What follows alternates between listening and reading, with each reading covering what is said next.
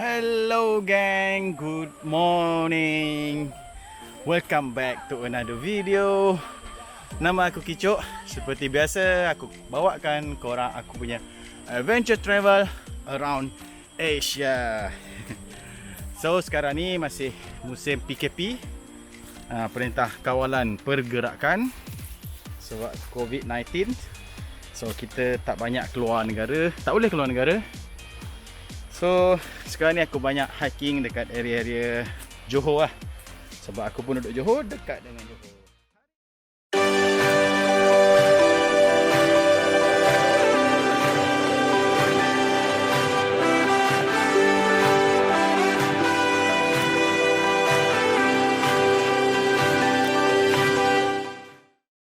Hari ni aku hiking dekat Kota Tinggi. First time aku naik Gunung Muntaha. Okay gang, enjoy the rest of the video.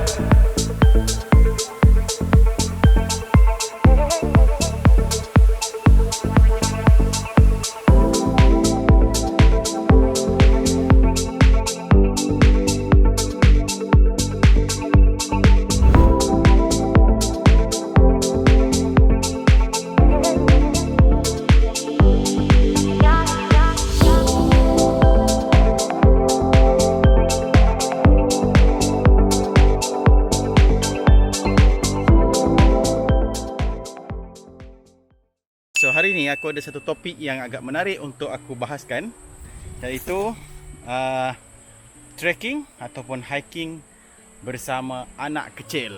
Okey, bersama kanak-kanak. So ni contoh dia. So kita akan bercakap sepanjang perjalanan kita hari ni. Kita tengok ada pro and cons trekking dengan budak-budak ni, dengan anak-anak. So adakah ia satu kebaikan ataupun berbahaya sebenarnya. Okay gang, see you on top, on the way to top. Alright gang. So Gunung Muntaha ni, dia terletak dekat Kota Tinggi, Johor. Dia dalam kawasan hutan Lipur Panti. So sebenarnya dia sama area dengan Gunung Panti. Last few weeks aku ada naik Gunung Panti, and aku rasa dari sini pun memang nampak lah, dekat sangat lah Gunung Panti. Starting point dia pun tak jauh, between Panti dengan Muntaha. So sebenarnya kalau korang tahu, dekat Kota Tinggi ada waterfall yang agak famous dari kecil dulu. Kalau kat Johor, air terjun yang aku kenal cuma air terjun Kota Tinggi je lah. Sebab dia je satu air terjun yang dah develop macam resort. So daripada aku ingat, daripada zaman aku sekolah menengah dulu pun dah selalu jugalah pergi air terjun Kota Tinggi. So kita starting tadi daripada air terjun Kota Tinggi. Actually dia ada banyak jalan untuk ke puncak. Daripada air terjun ni, nama dia Sungai Pelepah Kanan. And then ada jalan juga daripada Sungai Pelepah Kiri, dia agak jauh sikit. Kemudian ada jalan juga daripada Sungai Tengkil dekat Petri Jaya. So dekat jalan sana dia agak jauh sikit, tapi cantik sebab ada banyak waterfall. Situ ada Tengkil Waterfall, ada banyak tingkat. Kalau kat sini kita cuma nampak je lah, kita tak cross pun waterfall. Tadi nampak waterfall kan.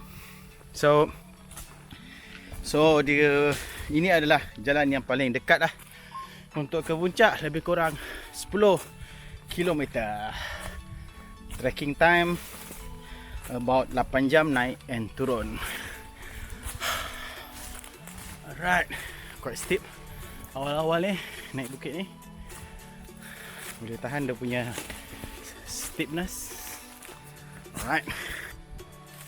Okay geng, so sambil-sambil kita jalan ni, hari ni aku nak kita bincang sikit. Kita nak bincangkan pasal trekking ataupun naik gunung dengan anak-anak, especially anak kecil macam ni. Say hello. Okay. So banyak juga orang pertikaikan ataupun kat Facebook ke kat mana, kalau ada orang trekking bawa anak macam gini, ataupun mungkin yang besar sikit yang boleh jalan sendiri, ramai juga yang komen-komen agak negatif, ada juga yang komen positif. So kita cuba tengok apakah kebaikan ataupun keburukan, pro and cons trekking dengan anak-anak, apa tujuan dia. So apa tujuan aku bawa anak aku trekking. So and ada juga even bukan sekadar trekking mendekat gunung-gunung yang dekat Malaysia, gunung-gunung tropical macam yang kita ada sekarang.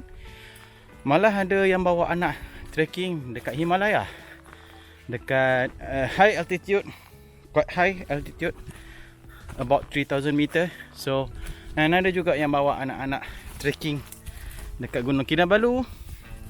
So kita tengok apa pendapat korang. Korang boleh komen dekat aku punya YouTube ni, apa pendapat korang dengan isu ni yang orang bawa anak-anak untuk trekking. See how happy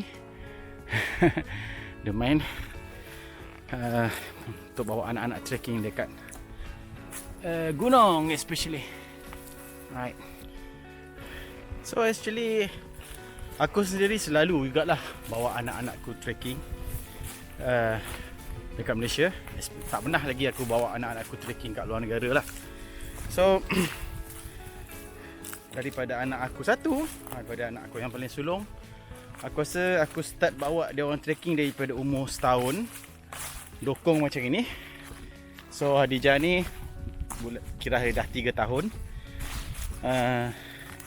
Anak-anakku biasanya daripada umur setahun gitu, ada yang aku dah bawa pergi trekking. So kenapa? Untuk aku sendiri, okay, alright. So sekarang kita bahas apa tujuan aku sendiri untuk bawa anak aku trekking. Okay, alright. So sebenarnya disebabkan aku memang suka trekking lah. So aku memang suka naik gunung. So aku perlukan masa untuk diri aku sendiri untuk naik gunung. Tapi kadang-kadang aku bawa juga family dengan anak-anak aku. Even sebenarnya aku husband and wife, dua-dua memang sangat suka naik gunung lah. Okay, alright. So kenapa aku bawa anak-anak aku? Sebenarnya aku rasa sama macam kebanyakan mak bapak yang lain yang mungkin bawa anak-anak dia. Sebenarnya pada pendapat aku, ia adalah sebahagian daripada pendidikan lah. Kita nak mendidik anak-anak. So ini adalah salah satu aktiviti yang mungkin boleh mendidik dia orang. Bukan mendidik, mungkin ada sikit pengalaman dia daripada kecil tentang survival. Okay.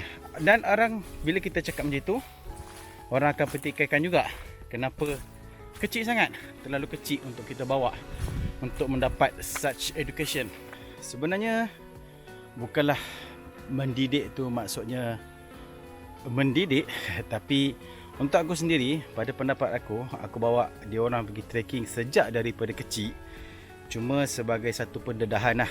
Okay? Satu pendedahan daripada kecil lagi, supaya dia orang biasa dengan nature, dengan jalan-jalan kat hutan. Okay? Macam dia orang biasa untuk berjalan dalam keadaan mungkin agak susah. Okay? Itu adalah sebahagian daripada pendidikan yang aku cakap tadi. So untuk aku sendiri sebenarnya ia adalah cuma pendedahan awal. Okay? Aku minat naik gunung. Okay? Wife aku pun suka naik gunung. And tak dinafikan naik gunung ni banyak jugalah kebaikan ya. Okay. Tak kira lah setengah orang persoalkan juga apa benda kau naik gunung ni menyusahkan diri apa. kira tak ada faedah. Itu aku tak nak bahas. I think itu kita dah boleh settle. Kita setuju yang naik gunung ni memanglah ada kebaikan. Alright. So, macam mana dengan anak-anak pula? Okay, untuk aku sendiri yang macam aku cakap tadi, aku cuma bawa dia orang naik gunung ni cuma sebagai satu pendedahan awal lah. Okay, exposure. Okay, so biar daripada kecil macam ni, supaya dia orang agak biasa dengan keadaan hutan. Cara dia contohnya macam aku tak nak anak-anak aku ni bila dia dah besar sikit baru nak mula trekking. Kadang-kadang mungkin dah umur 12, umur 15 baru nak start pergi trekking.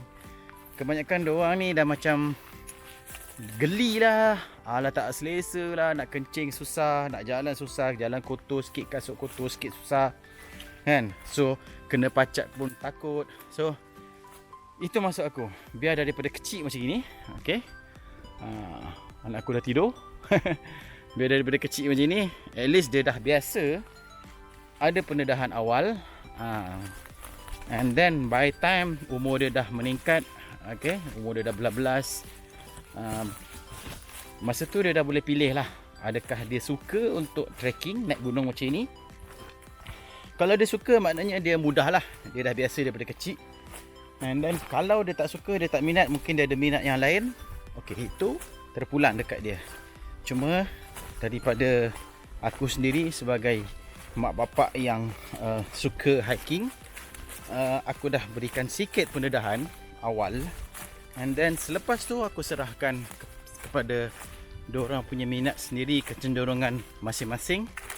And then sebab tu sebenarnya aku tak paksa sangat anak-anak aku ni. Okay, so bila kecil macam ni, okay, dia memang tak boleh cakap tak nak lah. Sebab dia pun tak tahu kita nak pergi mana. Pagi-pagi bangun, aku dah ajak dia keluar, tidur lagi. Tiba-tiba aku dokong macam ni. So dia tak ada option. Tak ada cakap tak nak ikut lah, apa, tak ada. So maksud aku, bila dia dah besar sikit, dia dah tahu suka dan tak suka, nak ikut ataupun tak nak ikut. So itu adalah pilihan dia. So itu maksud aku yang aku tak paksa. Okay, point nombor 2, disebabkan aku husband and wife dua-dua suka trekking. Pada masa kalau aku nak trekking, kadang-kadang aku boleh pergi sendiri seorang, kadang-kadang wife aku pun pergi sendiri dengan kawan-kawan dia. So bila mana aku nak pergi trekking sama-sama, so aku ada problem untuk tinggalkan anak-anak aku ni, tak tahu nak taruh dekat mana. Sebab aku tak ada mate, dan anak-anak aku semua memang tak duduk nursery lah. Okay, dia duduk, memang kita orang jaga sendiri. So bila aku ada problem macam itu, so aku fikir option aku ialah bawa je lah anak aku kan, why not. So sebab memang aku tak rasa tempat ni membahaya. Okay, adalah risiko sikit-sikit, tapi aku rasa kita boleh manage lah. Okay, dia punya risk dia mungkin dari segi kecuraman, okay, antara risiko yang lain, cuaca, hujan, ribut, petih, okay. Tapi kebanyakan gunung yang aku bawa anak-anak aku ni taklah terlalu berbahaya dari segi curam, kita kena panjat ke apa ke kan. Ada jugalah bawa pergi Gunung Ledang, tapi Gunung Ledang aku terasa dia kena guna tali. Tapi aku rasa aku mampu untuk jaga anak-anak aku. So that's why aku terpaksa bawa anak-anak aku apabila aku nak trekking dengan wife aku sendiri. So point nombor 2, aku tak ada orang nak jaga anak aku. Simple. Okay geng, so sekarang aku dengan anak aku yang sulung, nama dia Haziq. Sekarang umur dia dah 15 tahun, tingkatan 3. So ini salah seorang anak aku yang aku dah bawa dia naik gunung ni, trekking, sejak daripada I think umur setahun ataupun maybe kurang. Okay, so sekarang dia dah besar. Hari ni dia ikut aku naik Gunung Muntahak. Sebenarnya dia duduk asrama, so jarang-jarang lah. So sebenarnya Haziq suka tak naik gunung? Suka. So, memang suka naik gunung lah. Kalau Baba tak ajak Aziz naik gunung, Aziz pergi tak? Dengan kawan-kawan? Pergi. Mesti pergi. Memang minat lah. So, macam aku. So, aku tanya dia. Dia minat tak naik gunung? Means dia minat. Dia maksudnya, macam aku cakap tadi, daripada kecil macam Hadijah ni. Oh, tak nampak daripada sini. Aku cuma bagi exposure. Maksudnya, kita bagi dia pendedahan awal untuk trekking dalam keadaan kotor, panas, berpeluh, penat kan. Nak melangkah susah, pokok berduri, kaki kotor, kasut kotor, hujan. So daripada kecil dia dah pernah mungkin dia dah biasa ataupun dah ada experience. Baik dia umur dia dah besar macam Haziq ni. So dia dah boleh pilih dan tentukan sama ada dia minat ataupun tak. Okay. So ini maksud aku tadi, early education ataupun pendedahan awal lah untuk anak-anak. Okay. Asalkan dia tak membahaya lah. Alright. So untuk anak-anak yang naik gunung ni ataupun trekking, aku boleh kategorikan dia orang ni kepada 3 kategori lah. Okay. So daripada baby sampai umur dia mungkin 4 tahun. Okay. Daripada baby sampai umur 4 tahun. Kemudian daripada 4 tahun sampai umur 6 tahun. Kemudian 6 tahun ke atas, sampailah mungkin dia umur 12 sampai 15 tahun. So ada 3 kategori kanak-kanak yang aku pecahkan. So yang tadi daripada baby sampai umur 4 tahun, ia adalah kategori yang dia tak tahu apa-apa.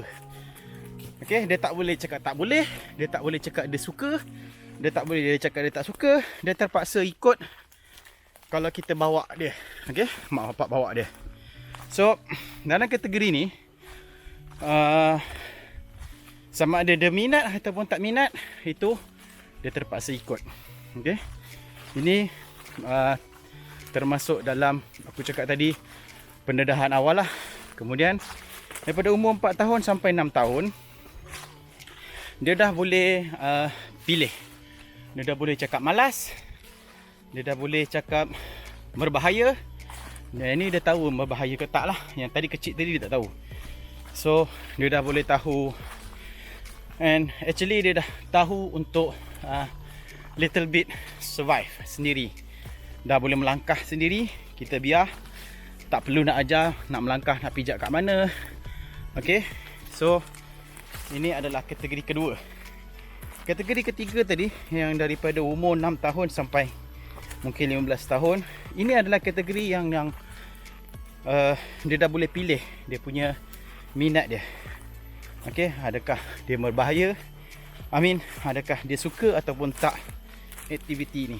So pada aku, anak-anak ni, itulah dia punya 3 kategori yang kita harus perhatikan dan mungkin berikan galakan ataupun dan juga exposure, pendedahan awal. Kalau dia dah menunjukkan minat daripada umur 4 sampai 6 tadi, dia dah mula menunjukkan minat. Contohnya kalau aku start bawa dia trekking, contohnya mungkin katakanlah dia tak minat katakanlah dia minat main bola. So by that time aku dah boleh support dia untuk benda lain yang dia minat dia cakap tadi. Panas juga kan, berpeluh. Macam Haziq, penat? Tak. Tak penat? So umur macam ini biasanya dia aktif dan susah lah nak jumpa kata dia penat ke apa. Biasanya dia malas saja. Okay, kita tengok kat depan tu ada anakku yang umur 7 tahun dan juga ada anak member aku ni umur dia 6 tahun. So ini anak member aku Cemek, umur dia 12 tahun. Depan tu adik dia umur dia 6 tahun. Okay. Yang depan satu lagi sana anak aku Yaya, umur dia 7 tahun. So kita tengok progress dia. Kenapa Yaya? Okey, ini kategori kedua tadi. Daripada 4 sampai 6 tahun. Mungkin juga termasuk juga yang 7 tahun. Okey, dia dah nampak macam malas. Dia suka tak naik gunung?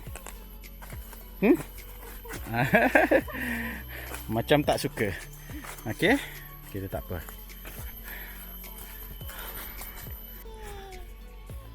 Okey, gang. So, I think aku dah explain kenapa aku bawa anak-anakku trekking. So setakat 2 tu je lah alasan aku. First kali adalah early exposure. Kedua,